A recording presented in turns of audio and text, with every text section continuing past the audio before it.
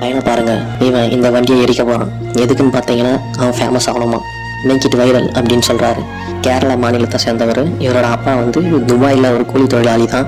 அவர் அங்கேருந்து வேலை செஞ்சு அனுப்புகிற காசில் இவர் இங்கே காலேஜ் படிக்கிறேன் அப்படின்னு சொல்லிட்டு அவர் கேடிஎம் பைக் வந்து அடம் பிடிச்சி சண்டை போட்டு வாங்கியிருக்காரு.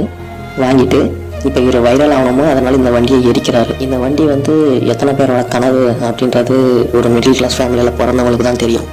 இந்த வண்டியோட மதிப்பு எப்படி பார்த்தாலும் ஒரு 3 லட்ச ரூபாய்க்கு மேலே தான் இருக்கும். அவங்க அப்பா எத்தனை மாதம் கஷ்டப்பட்டு சம்பாரிச்சிருப்பாருன்னு தெரியல. வைரல் ஆகணும் அப்படின்ற ஒரே காரணத்துக்காக இந்த வண்டியை எரிக்கிறாங்க.